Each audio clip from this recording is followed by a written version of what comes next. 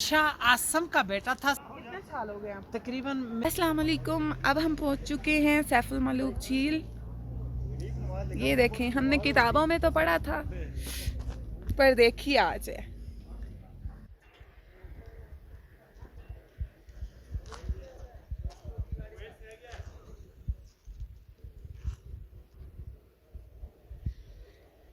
یہاں کا راستہ بہت زیادہ خراب اور ڈینجرس ہے، تو بس یہاں پہ جیپس وغیرہ ہی آتی ہیں، گاڑیاں نہیں آتی بڑی. آنیا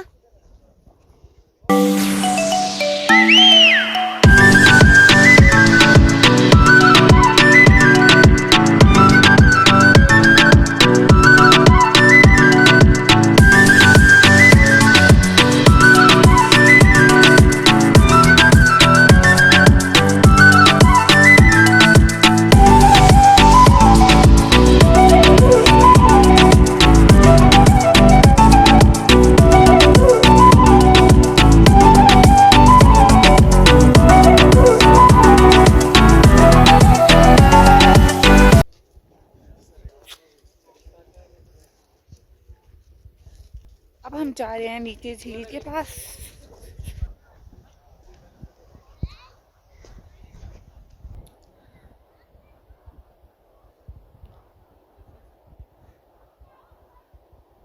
یہ دیکھیں جی، یہ انفارمیشن ہے ریلیٹڈ ٹو سیف الملوک جھیل.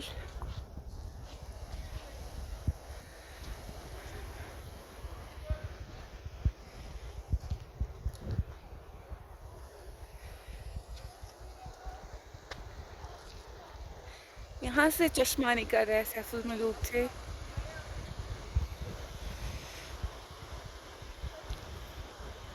اب جی سیف الملوک شہزادہ جو تھا ایک مصر کا شہزادہ تھا، مصر کا بادشاہ تھا. شاہ آسم کا بیٹا تھا، سیف اس کا نام تھا. اس نے جی خواب دیکھا.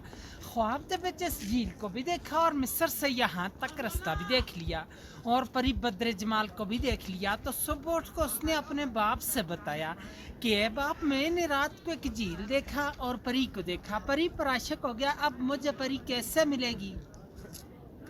اس کے باپ نے بولا آپ کو تو پری نہیں مل سکتی، وہ ناری ہے، آپ خاکی ہیں، وہ آگ کی پیدائش ہے، آپ مٹی کی. وہ باپ کی نافرمانی سے کئی سال زمانے گھومتا پھرتا آخر ناران میں پہنچا. تو 12 سال راستے پہ لگے تھے. جب ناران میں پہنچا تو اس کو اللہ والا ایک ولی بزرگ ملا. اس ولی سے پوچھا کہ مجھے پری کیسے ملے گی؟ اس نے بولا کہ یہ سامنے والی جو چھوٹی پہاڑ ہے، اسی کی بیک سائڈ میں کون سی ایک، پہاڑی ہے؟ یہ چھوٹے والی، اسی کی بیک سائڈ میں ایک خیمے کی طرح پتھر ہے، وہ اب بھی موجود ہے. اس پتھر کے ساتھ جاؤ اور 40 دن کا چلا کرو، اللہ کی عبادت کرو. 40ویں دن کے بعد آپ کو پری کا پتہ چلے گا. اس نے جا کر اس پہاڑ کے اوپر 40 دن کا چلا کیا. 40ویں دن کے بعد 2 جنات اس کے قبضے میں آ گئے. ان جناتوں نے سلیمانی ٹوپی پہنائی تو جھیل کے کنارے پر لے آئی. وہ کسی کو نظر نہیں آتا، اس کو سب کچھ نظر آتا ہے کیونکہ اس نے سلیمانی ٹوپی پہنی ہے. تو 7 اس کی سہیلی تھی اور 8ویں وہی ملکہ بدر جمال پری جو خواب میں ملی تھی. اس جھیل میں نہانے کے لیے آئی کوئکاف سے. کوئکاف جو ہے روس کے پاس ہے، چیچنیا کی طرف ہے، رشیا میں ہے. آ کر سب نے اپنا اپنا لباس اتارا تو اس جھیل میں نہانا شروع کر دیا. بدر جمال کا لباس جو تھا وہ جنہوں نے اٹھا کے شہزادے کو دے دیا، شہزادے نے اپنے قبضے میں کر لیا. دوسری سہیلیاں لباس پہن کر چلا گئی تو بدر جمال اکیلی رہ گئی، وہ جا نہیں سکتی تھی. شہزادے نے اس کو اپنی چادر پہنا کر نیچے ناران کی طرف لے گیا، پر جو تھے وہ چھپا لیے. جب ناران میں پہنچا تو دوسری سہیلیوں نے جا کے دیو سفید کو بتایا. دیو سفید جو تھا پری کا عاشق مزاد مالک تھا کہ پری ہم سے جدا ہو گئی ہے، پتہ نہیں ہے جھیل کے اندر ڈوب کے مر گئی یا کسی چیز نے کھا لی. باہر کی بات نہیں بتائی کہ شہزادہ لے گیا. دیو نے آ کر غصے کے ساتھ اپنی ایڑی لگا کر یہاں سے سارے جھیل کو توڑ دیا، خارج کر دیا کہ شاید میری پری کا پتہ چلے. تو پہلے یہ آگے سے سارا بند ہی بند تھا، بہت بڑا اختلاف جھیل تھا اور چھوٹی گروڈی کے پیچھے جو گیپ جا رہا ہے وہاں سے پانی کا راستہ جاتا تھا. دیو نے یہاں سے توڑا ہے. طوفان گیا ناران کے پاس تو پری اور شہزادے دونوں نے دعا مانگی کہ اللہ میں بچا. طوفان آ گیا، اللہ کی قدرت سے ایک سرنگ بن گیا، دائیں سائڈ سے بھی طوفان گزر گیا اور بائیں سائڈ سے بھی.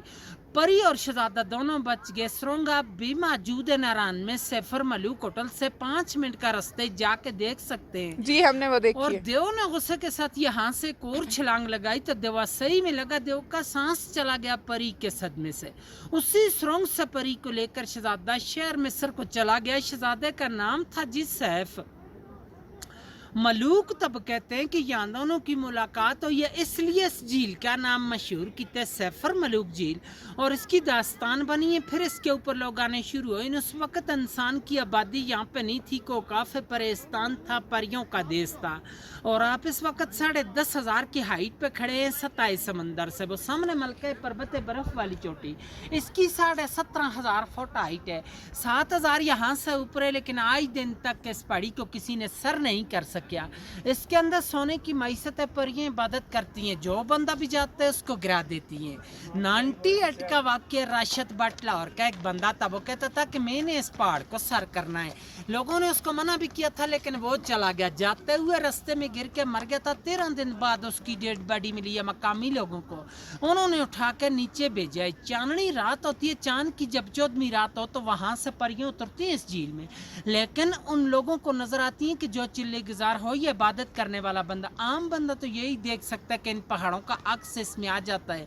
बहुत ही खूबसूरती होती है, दिन जैसी रोशनी होती है। लोग आते हैं, नज़ारे करते हैं। और आज दिन तक के झील की गिराई का अंदाज़ा भी किससे नहीं ले सके कि अंग्रेज़ आया था, उसने 5 मन रस्सी लाई थी। उस वक्त गाड़ियाँ नहीं आती थी खच्चरों पे। आगे 10 किलो कलवा बन के इसके दरमियान में कश्ती के थ्रू डालते रहे। रस्सी चलते चलते ख़त्म हो चुकी, लेकिन इसकी गिराई का अंदाज़ा नहीं कर सका। 5.5 किलोमीटर इर्द गिर्द है, 600 कनाल रकबे में ये सारा झील है। इसकी गिराई का कोई अंदाज़ा नहीं है। और यही रास्ता जा रहा है कि इसी पहाड़ की भी एक साइड पे आंसू झील है।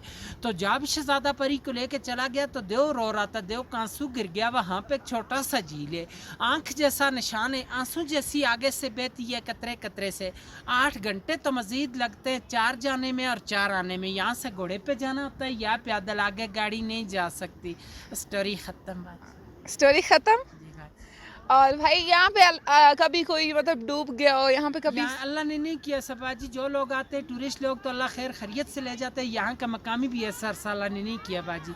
अल्लाह इस मुल्क पे दुआ है बाजी। इस यहाँ पे जो भी आते हैं तो खुश जाते हैं। खुदा से यहाँ के रहने वाले हैं बाजी। ये नस्ल पर नस्ल, सीना पसीना चलते चलते यहाँ तक आ गई है। लेकिन हमारे बाप दादा परदादा यहाँ के मकामी है बाजी। कितने साल हो गए? तकरीबन मेरे तो 30 साल हो गए कहानी सुनाते हुए।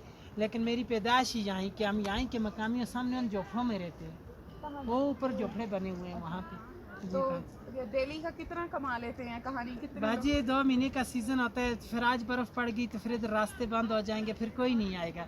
तो ये गैबी रोज़ी है बाजी। कभी हो जाता है, कभी नहीं भी होती है। कभी टूरिस्ट लोग आते हैं, कभी रास्ते बंद हो गए तो फिर नहीं आ सकते हैं टूरिस्ट लोग। आपने कभी यहाँ पे इतना अर्सा आपको हो गया यहाँ पे कभी परियां या कुछ देखा है ऐसा?